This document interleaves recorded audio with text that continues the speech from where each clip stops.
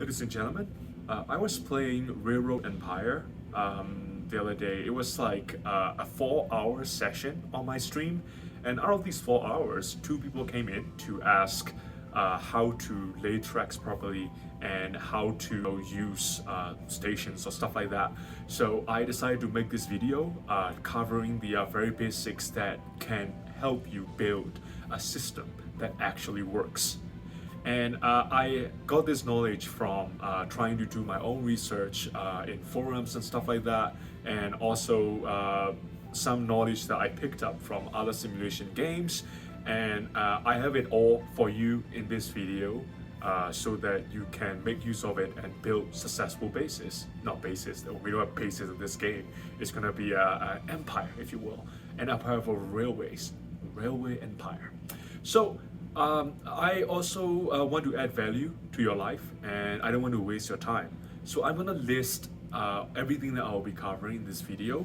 If you feel like you already know that stuff, move on, watch something else on YouTube that will be enjoyable for you.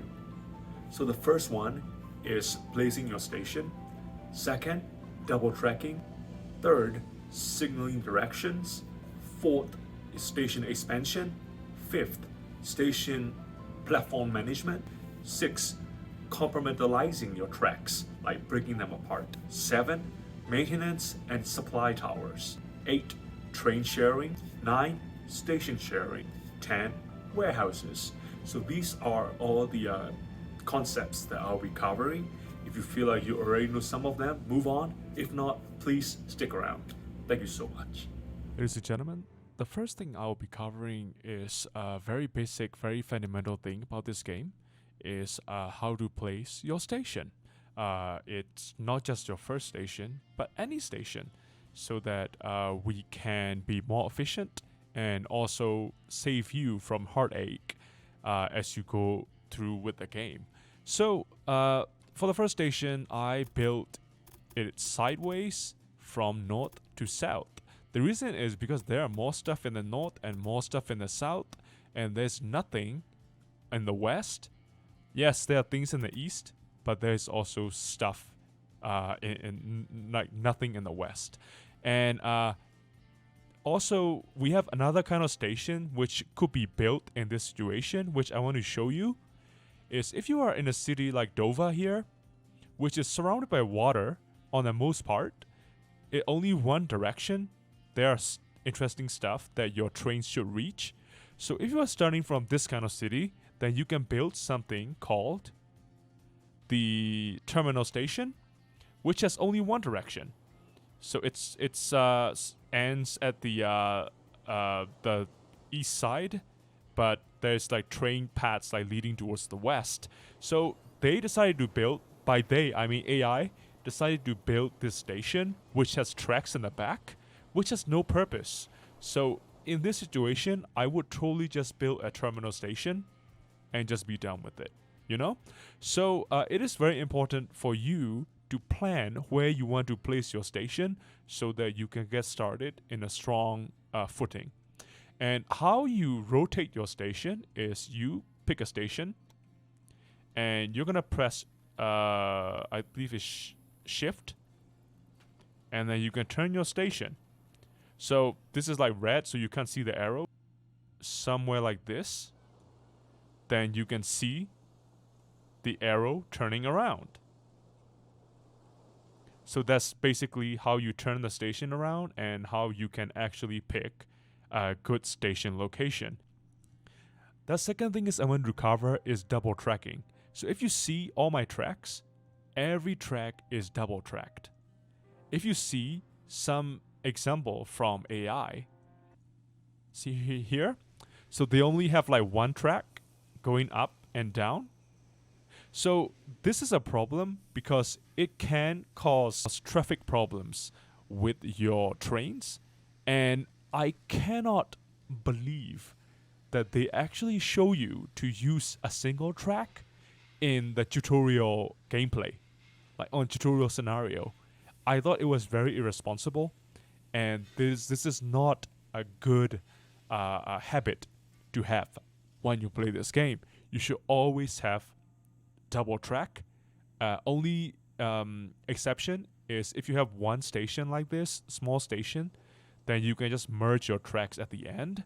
But other than that, you should always be double tracking. And that's very, very important. So the third thing I would like to cover is signaling directions. So if you're gonna build, for example, let's build tracks. So let's build an example track from Birmingham, and we're gonna meet the track at Northampton, and we're gonna build one here. That should be good. And we're gonna build another one here. When you build something like that, I would totally recommend having a determined direction for where your trains will be going. So if you press signals, then you should see every track that I built, I set up this direction so that my trains will know where they are going. And we're gonna do the same thing to the track that we just built, which let's delete this just for the sake of the tutorial. So now you will see that these tracks are just dead. There's nothing moving. So what we're gonna do now is we're gonna follow a system. It totally depends on you. So me, I like to go American way, and I would let my trains go forward on the right side and come into the station from the left side. So we're gonna do just that. So we're gonna let the trains come in from the left side, which means I want to make sure that my trains wouldn't go out of the station from the left side, because that's where the trains are gonna come in. So I'm gonna come here, choose my signal, and if you put your cursor around it, you can see which track the signal is trying to control. And you're gonna pick the left, and you're gonna press shift, and it will create this symbol, the universal symbol of do not enter, and we're gonna click and build this signal. So now your train can have only one way to come in, not go out. So the other end, how will you do this? You go to another station that is leading, and when you see the track, you will know that right side is where the trains are going to go forward, and left side is where they're going to come in. So we're going to make sure that trains don't go forward on this side. So we're going to pick the side. So if it's like turning to the other side, how you will turn it around is press shift and use your middle mouse, the roller, and roll it down. And you're gonna build one here, and that creates a path where trains are going opposite directions. So that is how you determine the direction for your trains. So the next thing that I would like to cover is the station expansion. So station expansion is important because you can see how the station is being used by placing your cursor on the tracks, just like this. So this is being used 48%, this is being used 45%, this is being used 64%, and this is being used 86%. So if you don't have this kind of system at all, like 4 tracks, then only 2, it will be over 100%, and your trains will be backed up. And also, Manchester being in the middle of the map, many of the trains, see, it's like, even now, they are like blocking each other. They would go through this station even if they don't stop at this station. So it's very important for us to have some extra tracks. So at the beginning, of course, when you don't have enough money, you'll be building stations like these. 2 tracks. 2 tracks. So if you're going to build 4 tracks, you're going to have to manage your tracks. So unless you build something like this, where a station with signal control, that will help determine your trains to where to stop in the station, then you totally have to build your own system. I wouldn't like to build some of these because one thing, it's controlled by the computer, and I think I can do better job of managing my trains. And also, the stations are just very long, and somewhere small, like perhaps Liverpool, area, or like Wrexham, Wrexham, it's gonna be too long. Look at that. So that's why I don't want to do that. And basically, so if you have a station that is small, like Birmingham, for example, you need to have a system. So you're gonna be building some tracks that are gonna help determine which platform that trains can go to. So we're gonna build an X here, a crossing. The reason we are doing it is so that our trains can have access to both platforms. So we are gonna be having our system of only one side of the track is gonna be the one that comes in. So you need that kind of system so that your train can access both platforms, not only just the left one. So that's how you build it. But then, if you're gonna expand your station, let's expand it. You now have 4 tracks. What do? There are different ways that people do this. And some people like to do in a way that is very elaborate, in my opinion, which is totally unnecessary, is to have several like different crossings like this, like 3 of them, I believe, like 2 more here and 1 at the bottom, so that you can reach to all the train tracks. But I think I use a very simple way that can save you a lot of money building the tracks. It's like this. So you go up, you merge with this track, and you go up and you merge with this track. So what it does is your train can come in on this way and choose this platform, right? And when you cross this, you can go into the second one. And when you cross this one and go in, you can either pick this one or this one. So your trains have access to all 4 platforms with this very simple form.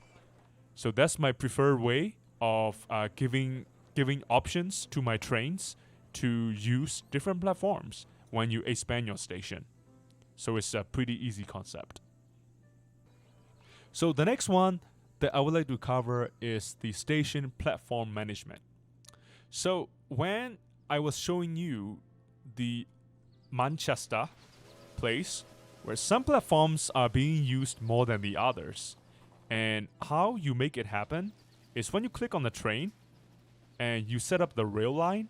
So you can either do it like after you created the train, or I would recommend doing it while you are adding the train. You will see this screen where all the places are listed.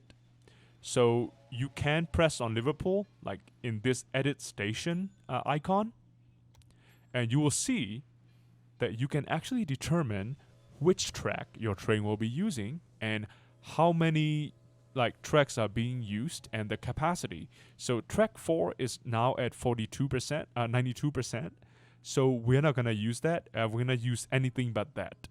And that's why this one is marked for track 1. So in that way, you can actually manage how much your tracks are being used, and you can actually direct your trains to go to a more efficient one. And it's a very important concept to keep your trains running and in good order. The next one that we'll be looking at is compartmentalizing your tracks. So we just built this track from Birmingham to Northampton. And we need to do the thing that we usually do, which is going to be building an X, a crossing, so that our trains can pick either platform. It's very important, as I was saying. Okay, so we do have the signal going different ways.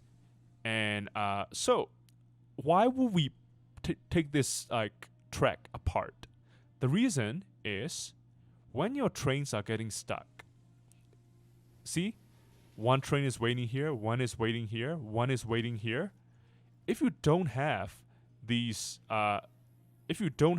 flags going on, then your trains, when they're stuck, another one will be waiting all the way back at the station instead of coming up all the way behind the other train, like this. See? they are waiting at the signal, you see? So it is important to build signals along the way like this so that your trains will be waiting at the signal instead of waiting all the way back at the station.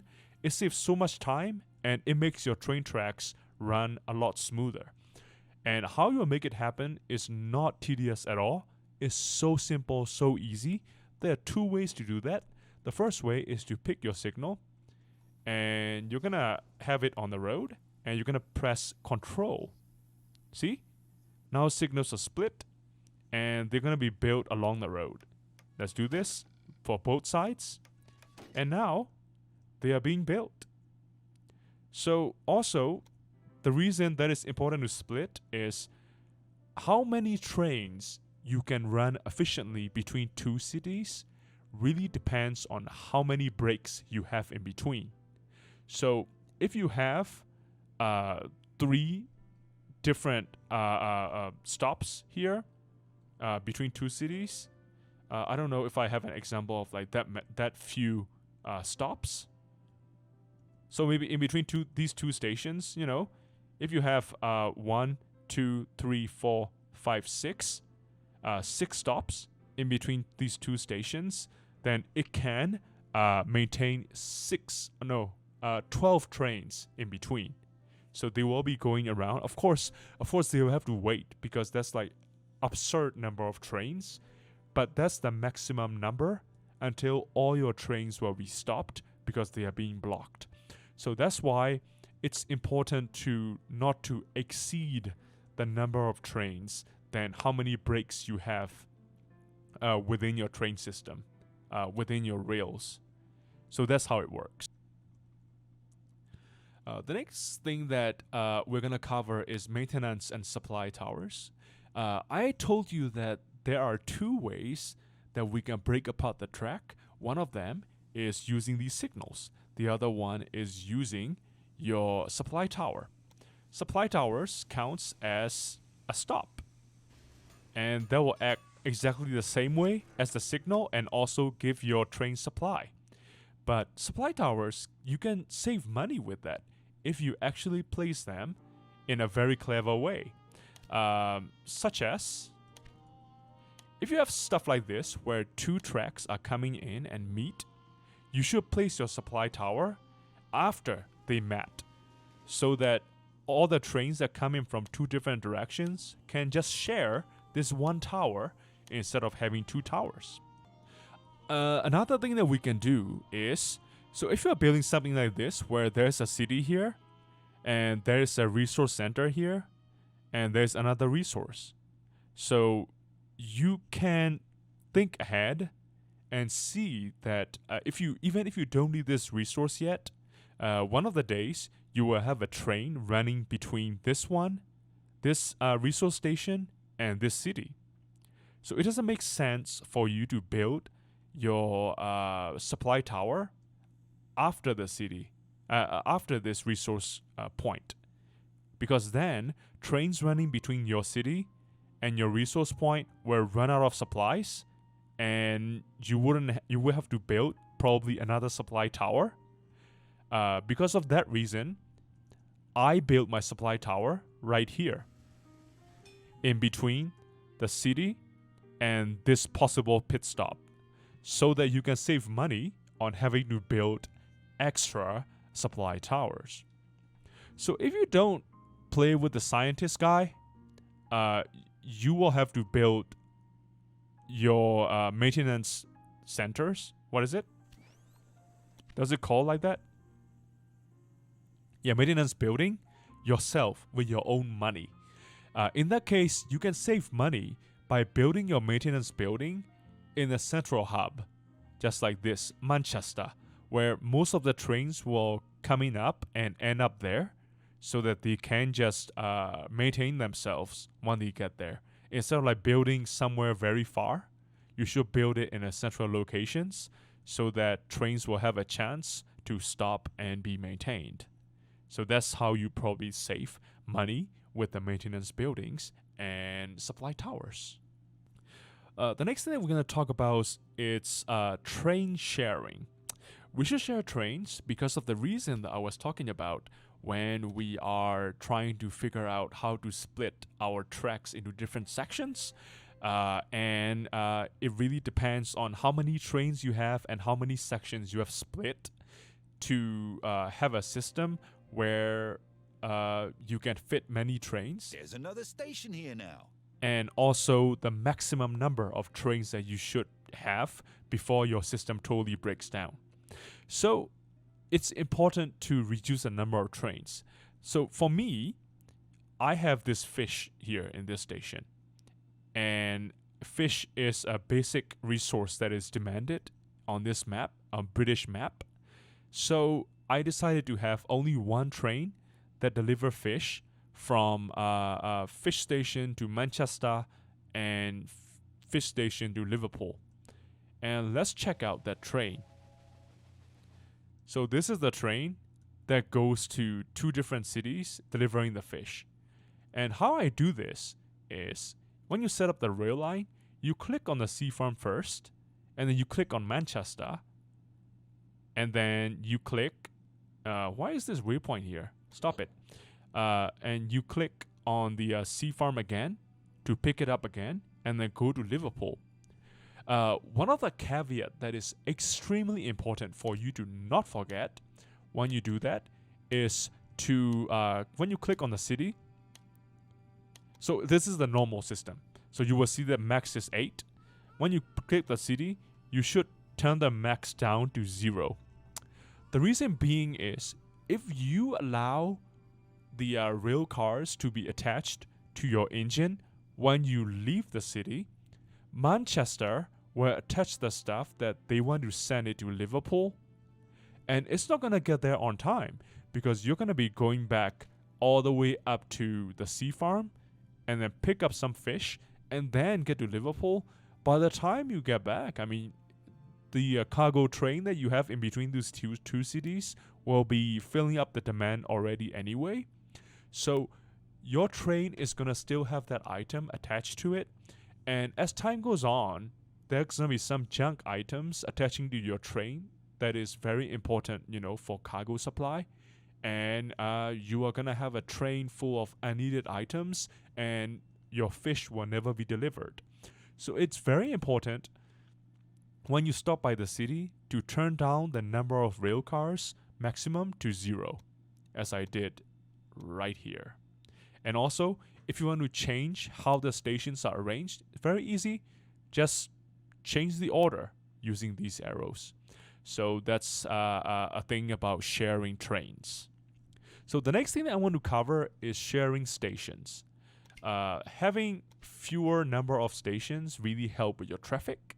One thing that you can help if you cannot share stations is a way like this, where you build the station very close to the original track and you have this in and out kind of system.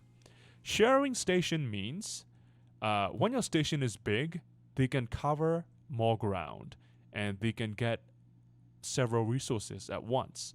So for example, if you have a large train station and you have an area with resources, like 3 resources here, see?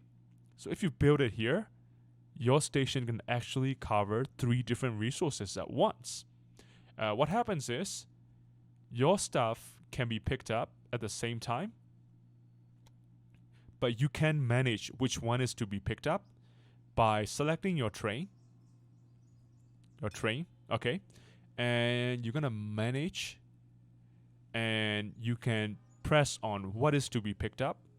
So for this one, picking up pigs is banned. So how you do this is you just click your left click once, and it's gonna prioritize an item. If you click on it a second time, then it's gonna ban it. So that's how you manage which items to be picked up and then which items to be delivered, of course. So that's how you share one station for different resources, and it can reduce the number of stations and number of tracks that you have to build, and also so much traffic going on, because it could be really hard for your tracks if you have to build something like this a lot. These triangles, like where the trucks are meeting, it's generally not good to have this kind of interruptions between your straight tracks. You should just have long tracks without many interruptions, and that really helps with the system. And the last thing that I would like to cover is, last but not least, a very important system, which is warehouse system. So if you would see my Manchester, you can see Manchester proper, the main station where people can be picked up and mails can be picked up and stuff like that. And also we have a Manchester South, which is a warehouse.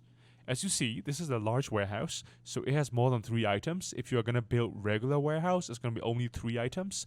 You can pick which item that you want it to be drop off. And it could be the item that the city produces, such as in this city, where we have an industry for tweed. You will see how many is there after the city produced it so that we can export it. And for this one, these are the items that the city doesn't have. And especially for vegetable, because the station is pretty close here, we have a lot of surplus vegetables which we can be sent around to other cities. Because these warehouses both count as like depot for the city. If you build it close enough like this, the city will consume the items, and also just resource transfer, where you can just drop off resources and another train can come and pick it up and then share it with different cities.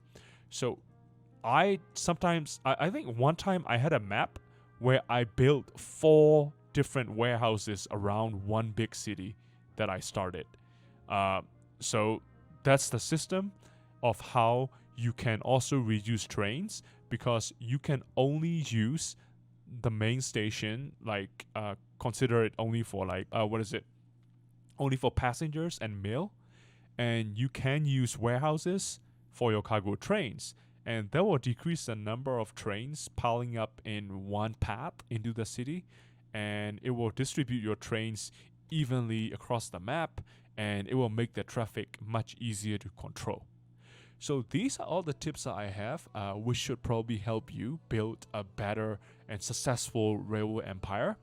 Thank you so much for watching. If you have any other things that like I should have... I'm expecting a formidable report. That's rude. If you have anything that I haven't talked about which new players should know, please put it in the comment. If I said anything wrong or something, corrections, please also put it in the comment. I hope this has been helpful for you. And thank you so much for watching, and I will see you guys next time.